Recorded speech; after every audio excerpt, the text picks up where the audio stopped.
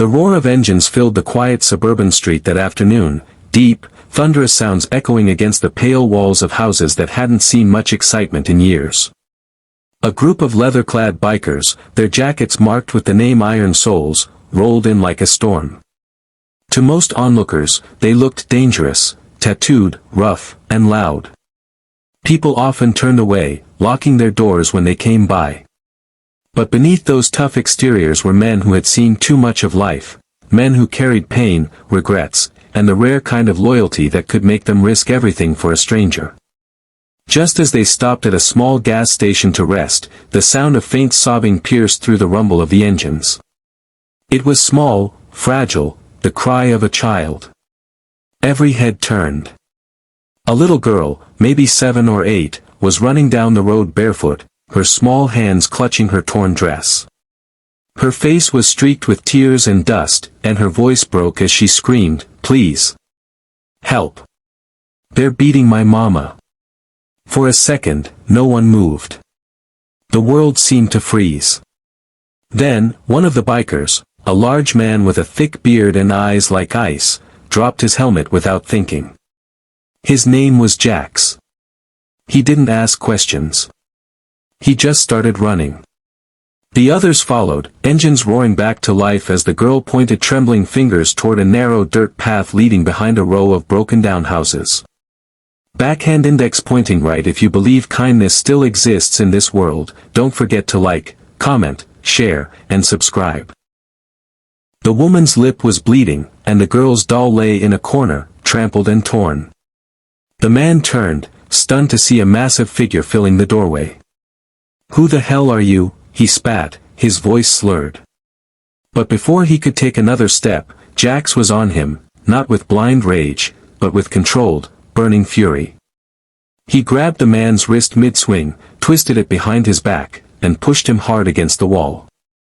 "Touch her again," Jax growled, "and you'll answer to me."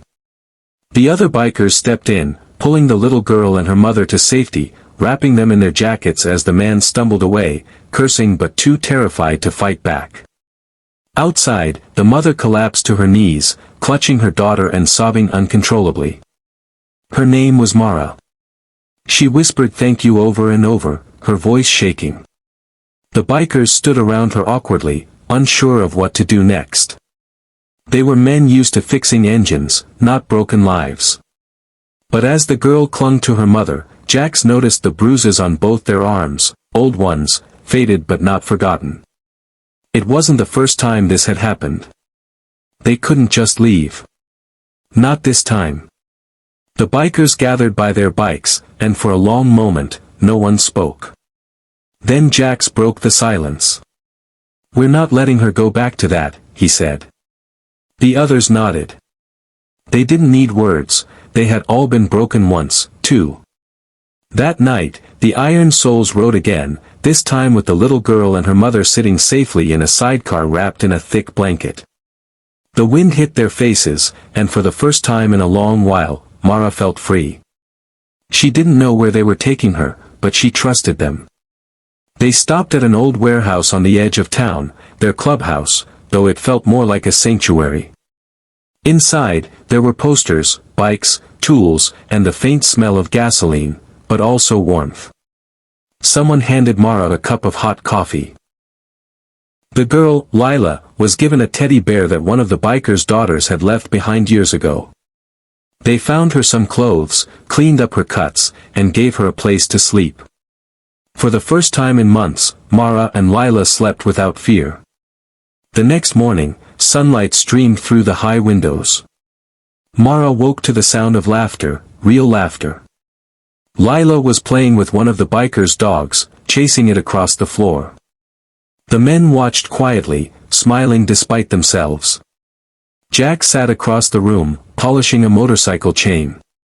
When Mara approached him, her voice was soft. "Why did you help us?" she asked. He looked up, his eyes distant. "Because once," he said, "someone helped me." He didn't elaborate, and she didn't ask. Some wounds didn't need words. Over the next few days, the bikers helped Mara find her footing again. They contacted a local shelter for women, arranged a safe place for her and Lila to stay, and even found her a small job helping at a diner. Every day, they checked in on her, riding by just to make sure everything was okay. At first, people in town whispered, "Those bikers again," but as weeks went by, they began to see what no one had before: these men weren't thugs. They were protectors. One afternoon, as Mara served coffee at the diner, she saw Jax and his crew pull up outside. They didn't come in, they never wanted attention. But Lila ran to the window, waving wildly. "My bikers," she giggled. The men grinned and waved back, engines idling softly. In that moment, Mara realized they had become something more than saviors. They were family, the kind that shows up when the world turns its back. But peace never lasts easily for people who've lived through storms. One evening, months later, Mara's ex, the man who had hurt her, returned. He had been released after a short stint in jail and was looking for revenge. He came to the diner drunk, shouting her name, threatening everyone inside. Mara froze, terrified. Lila screamed from the back room. But before he could lay a hand on her again, the familiar sound of motorcycles thundered down the street. The iron souls were there in seconds. Jack stepped off his bike first, his face unreadable. The drunk man tried to curse, tried to act brave, but he couldn't stand against the quiet, unwavering fury in Jax's eyes. "You hurt her once," Jack said, stepping closer, "you don't get to try again." The man backed away, muttering, before stumbling off into the darkness. This time, Mara didn't cry. She just stood there, trembling, watching as Jax walked back to his bike. "Thank you," she whispered. He nodded once. "You don't owe me thanks," he said quietly. "You owe it to yourself, to never let anyone break you again." Weeks turned into months, and the scars began to heal. Mara started saving money, working double shifts, and eventually moved into a small apartment near the coast. Lila started school, happier and more confident than ever. And though the bikers didn't visit as often, they never really disappeared. They were always there, watching from a distance, like silent guardians. One summer afternoon, Mara was closing up the diner when she heard the rumble again. She smiled even before she turned around. The iron souls pulled in, their bikes gleaming in the sunset. Lila ran outside, laughing, and hugged Jax's leg. "I missed you," she said. He chuckled, lifting her up easily. "We missed you too, kiddo." They stayed for dinner that night, laughing, sharing stories. Mara cooked for them, her first real family dinner in years. And when they finally got up to leave, Jax looked at her and said, "You're stronger than you think. Don't ever forget that." As their engines faded into the night, Mara stood on the porch, holding Lila close. For the first time, she didn't feel small. She didn't feel like a victim. She felt free.